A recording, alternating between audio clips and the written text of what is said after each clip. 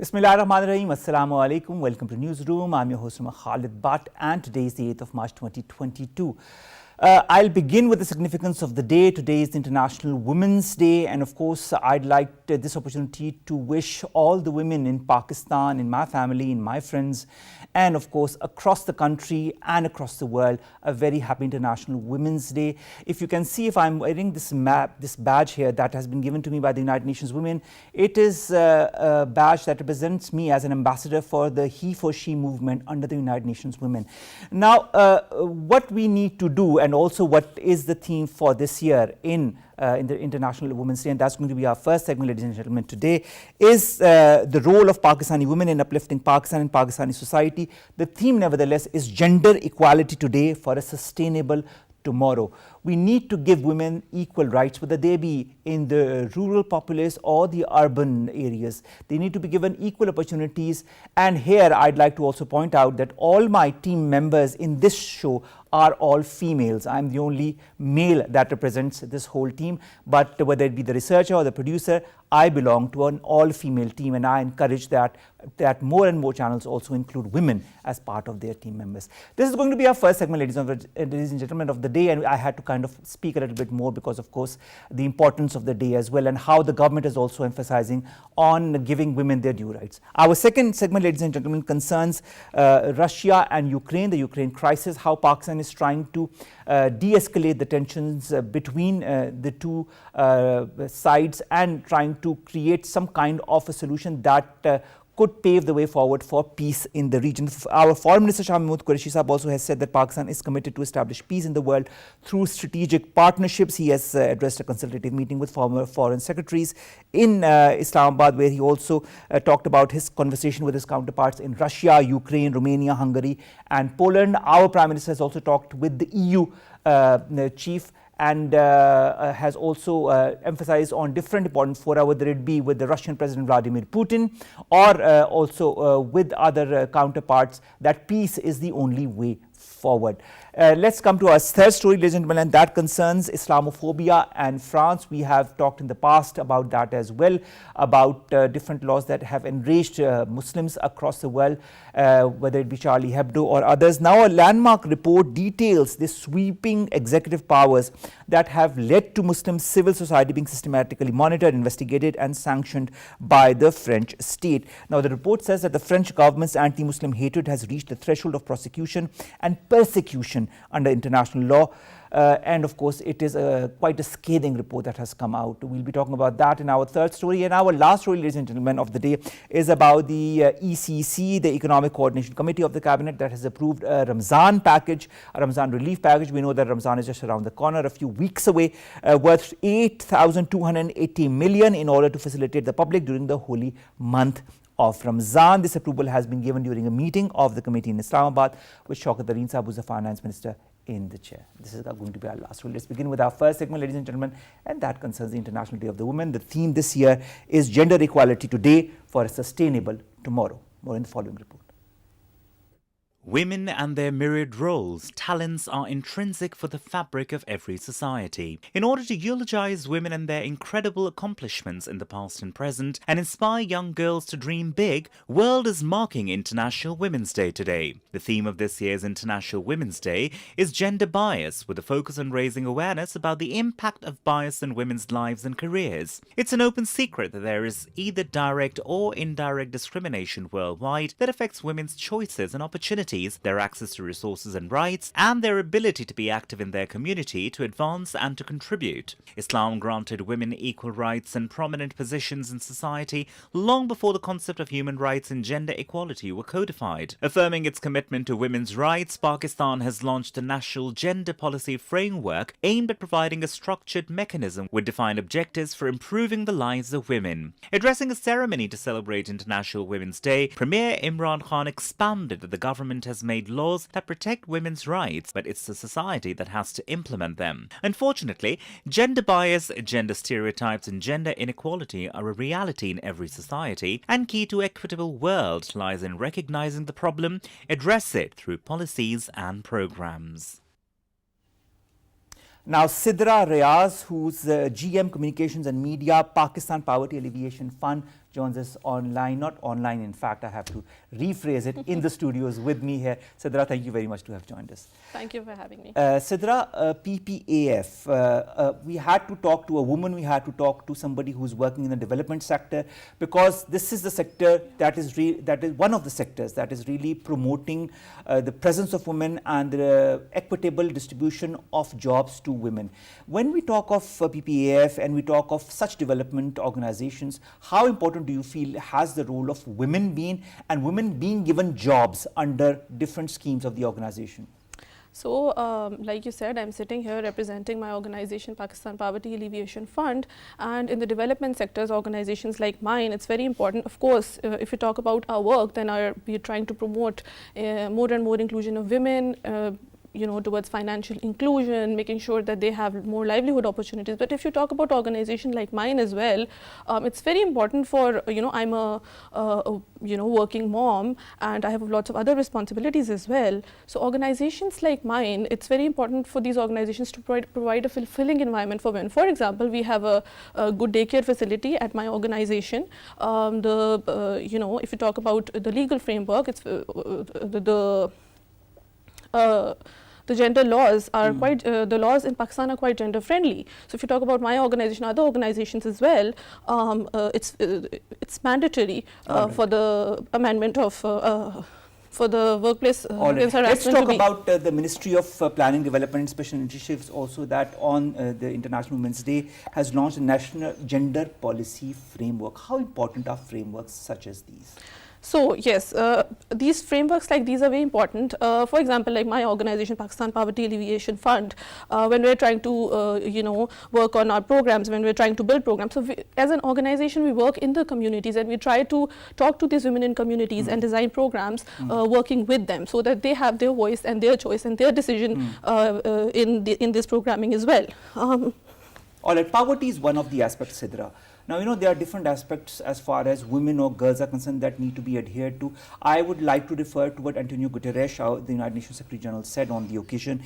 And he talked about remedying the issue that concerns women by 5 different steps. He talked about guaranteeing quality education for every girl, massive investment in women's training and decent work, effective action to end gender-based violence, universal health care, and gender quotas that could result in the world benefiting from more women leaders. When you look at these 5 points, one of the points, of course, is very relative or related to organizations such as yours, and that is massive investments in women's training and decent work. How important is that? How much has changed as far as Pakistan's scenario is concerned when giving women due trainings, right jobs, and the incentives to work under the right environment? Yes. So the points that which you just talked about. So for poverty, so poverty and gender equality, they go hand in hand. If you talk about Pakistan, you cannot address the issue of poverty without addressing the needs of women first. True. So in context of the rural areas, Pakistan generally, if you talk about women in Pakistan, it's not a homogeneous population, right? If you see about the rural-urban divide in context to access to facilities, access to education, access to livelihood opportunities, those women face quite different issues. So that's why when I was saying about community involvement and going to communities to working with them, then that's very important. If you talk about, if I talk about financial inclusion, because Pakistan Poverty Alleviation Fund, so we as an organization, we are working in 147 districts out of total 160 districts in Pakistan. This means that we have reached towards, a lot of these rural women, a lot of these rural areas in Pakistan, we've quite this reach, and we're working with 130 partner organizations and trying to build these communities. So if I talk about the community institutions that are led by these communities, 63% of these include women, so that their voices are heard. And of course, I think organizations such as yours are really working for the benefit of the female community and without any gender bias, and that is, I think, very important, Sidra. We've been joined online by Barrister Safiullah Khan Ghori, Barrister Safi, who's not only a rights advocate but also advocates women's rights quite diligently, and we've discussed that on more than one occasion. Safi, thank you very much to have joined us. Safi, when you look at today, when we look at women's rights, when we look at what the Secretary General of the United Nations talks about, quality education, massive investment in women training, action to end gender-based violence, universal health care, and gender quotas, how much of that has been adhered to in the laws that Pakistan has passed to date? Thank you, Omar. Omar, as far as the laws of Pakistan are concerned, I believe that the laws are sufficient. The Constitution of Pakistan, in its chapter on fundamental rights, specifically states that women are to be prioritized when being given fundamental rights. That includes access to health, access to education, access to equal opportunities in work. So, as far as the Constitution of Pakistan and subsequent laws are concerned, I believe that there has been sufficient legislation. In fact, if you were to compare the laws that we have in Pakistan versus laws that we have in the United Kingdom, such as the Human Rights Act of 1996, you would find that Pakistani laws are considerably more advanced. However, as I've stated time and again, the problem in Pakistan is not the presence of laws; it is but the implementation of the laws, and that is where we continue to suffer. Now, I'll just take this opportunity to say something.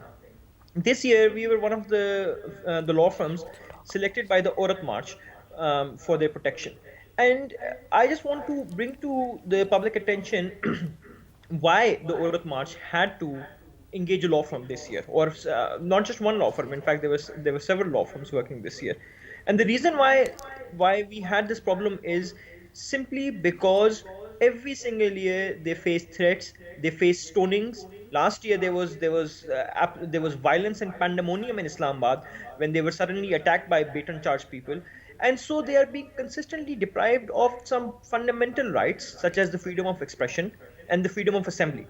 And so the deprivation of these rights is not just that of the general public, it is something that extends to the authorities. So if I were to sort of just bring you back to yesterday's events, the day before yesterday, the district administration of Islamabad refused to issue these women an NOC to gather.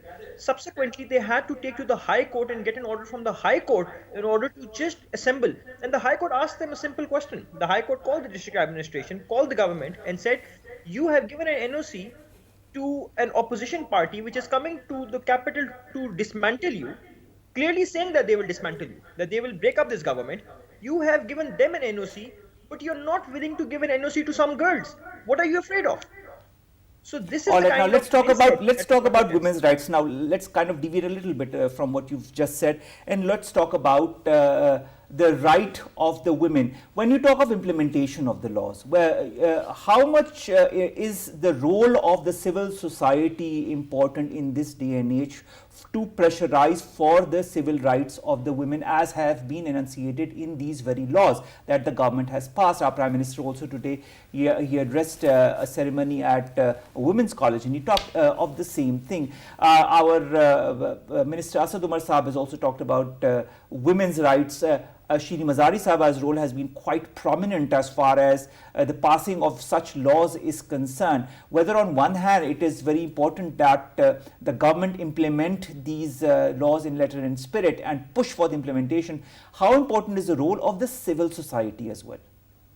So once again, Umar, it seems to be all important. Clearly, if the civil society was not involved, the government would not be bothered.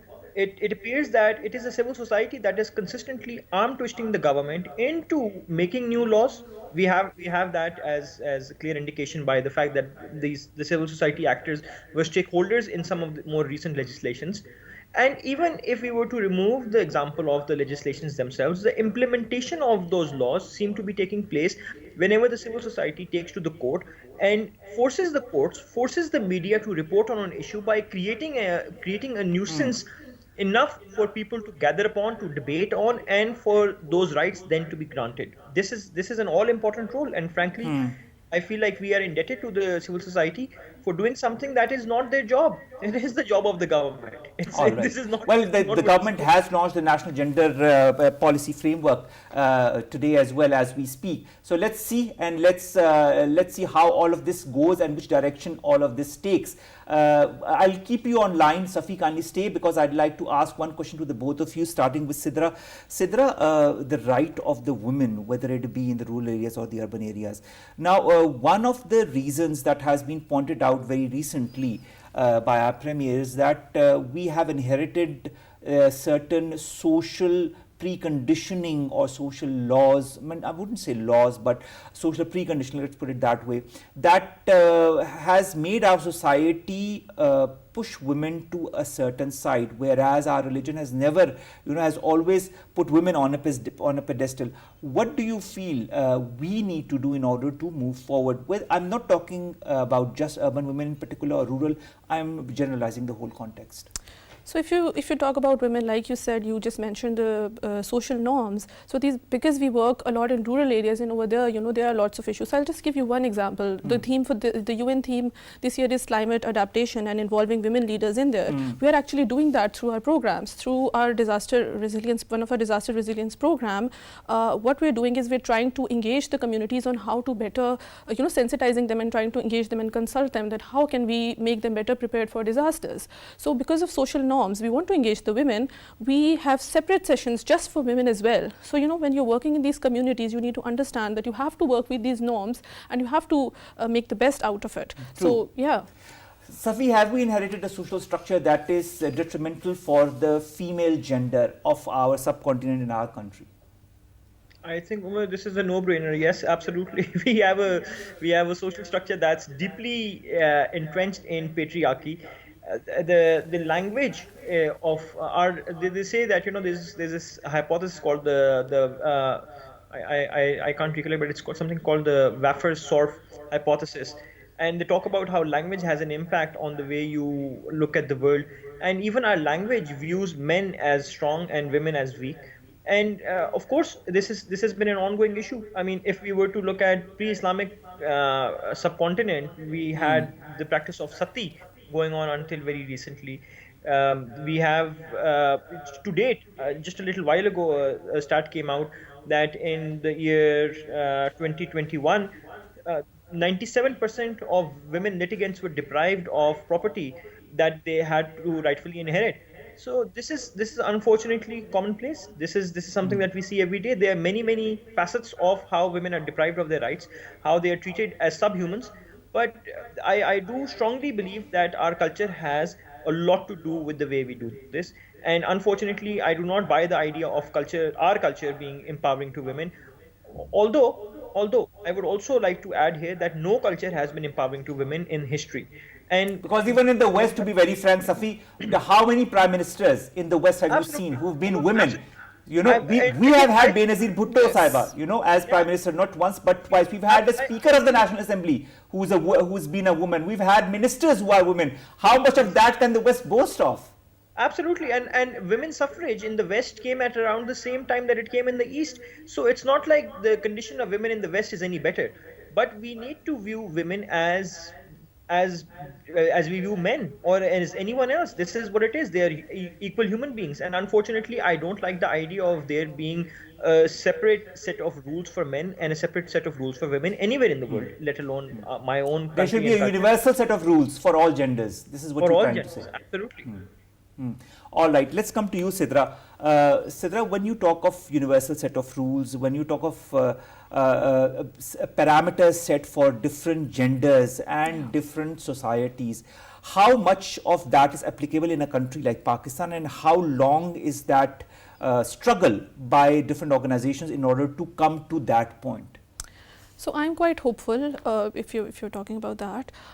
Yes, there are issues, and yes, there are barriers. There are cultural barriers. There are different barriers. But still, if you see, we've come a long way. And you were just talking about the West. If you compare the labor force participation of women, it was just about 10% in the 1990s, and now it is around 23%. About a quarter of women are working. I mean, yes, it's still low, but give it another decade, and just development partners and government, all of us, we are working together. And I think one good thing is that the progressive voice voices in the government, in the development sector, they are really sensitized towards these issues. And one thing that we can all agree on is that, you know, this is something that's needed, and this is a lot of voices are advocating for. So yeah, I'm quite hopeful. All right, and finally coming to back to the rural women, because that is one aspect of the society that you work on. That is something that I've seen firsthand in Sindh as well. You know, I've seen how women work from day to night in the desert, and how the men do almost nothing, and it's the women who are really rearing their children and working to bring money at the end of the month to the households. How important is it for the men to realize as well that they need to not only give women equal opportunity, but also respect women for what they are doing? I think, of course, it's really important, and this awareness needs to be there, and this sensitization needs to be there. So, by example, I can tell you that when we are working with these communities, so I'll just give you an example of this really woman that I found really inspirational. I'd like to talk about her. So, in Karak area, there was this woman who's gotten our Amtul Rakib award as well. There was this climate change solar panels that were being installed over there, and this was a project that went long on. This woman, she housed people from the project. She really contributed to that, and now when we see that project up there, and we can see that she had her contribution behind that. So, you know, rather than saying that men, you know, should be doing more, I think having women seeing these women behind these causes, and seeing these women behind you know, these interventions, I think that's really important. And when we go in the communities and we talk to them, we see so many inspirational women. I mean, just give them assets. Just, you know, there are so many success stories when you go even in the rural community of women who have gone beyond all odds to whatever they had to do, and have come out leaders in their respective communities. Thank you very much, Sidra Riaz, to have joined us. And finally, let's come to Safi. Safi, when you look at the role of women, and we've talked about the laws, we've talked about the role of the civil society, of the government, on what the impediments are, how important is the role of the men like yourself, like myself, but even those men who need to understand that they need to respect the womankind in their family and in their neighborhood, and also give them equal opportunities? What do we, like people like myself and yourself, need to do for them? I think at the end of the day, Umar, it's a very important question, and I'll tell you. So this is me speaking to you, man to man, because we are talking about ourselves and our roles. I think historically, growing up, you must have noticed that there is a culture of toxic masculinity, and there is a particular role of domination that is also imposed upon all men. Mostly by other men. This is peer pressure. Either it's through families or it's through friends. And there is this whole concept of what a real man is. And I think as men, we are now faced with the situation and in a position where we now have to go and challenge that. We have to decide if a real man is somebody who goes and beats up his wife, if a real man is somebody who tries to dominate a woman, or if he sees her as an equal partner, if a real man is the breadwinner and the woman is the one who's the housewife, not being allowed to go out and work. So these norms that we have created because of what our impression of what manhood is what needs to be challenged. And I think if we were to address these issues of toxic masculinity, we would have a complete redressal of the kind of problems that we have in these sexual and gender divides as it is. Let's hope for a better future. Let's hope for a better society and a better world where women are given equal rights. And I'm not just talking of our country, I'm talking of the West as well, where a lot of times the women are not given their due rights. A lot of times there is a gender disparity, and there's also, as far as the pay scales are concerned, women in the biggest of organizations across the world are not paid equally as men. So we need to, myself, yourself, and other men who believe equally, need to work collectively for that. Whether we raise our voices here on this forum or on other fora, it's very important to have this public-private partnership for having a peaceful and equitable distribution of rights to women and men. Thank you very much, Barrister Safiullah Khan Ghori, to have joined us and to have talked to us about women and their rights on this very important day from a man's perspective. Thank you very much. Ladies and gentlemen, I would like to end, of course, this with the theme for this year's observance, that is gender equality for a sustainable tomorrow. Now, the year 2022, as we know, for achieving gender equality is important, but also in the context of COVID-19 that has impacted the world, including Pakistan. Now, COVID-19, as you know, has impacted businesses, has also impacted social relationships between the different genders, and in that we've heard a lot of cases of women not being respected properly, whether it be at the home or at the workplace. And that is why we need to recognize and celebrate the women and girls who are bringing that change in, whether it be in the society, whether it be in the work environment, whether it be also leading the charge on climate change adaptation and response. We also need to honor their leadership and contribution towards a sustainable future.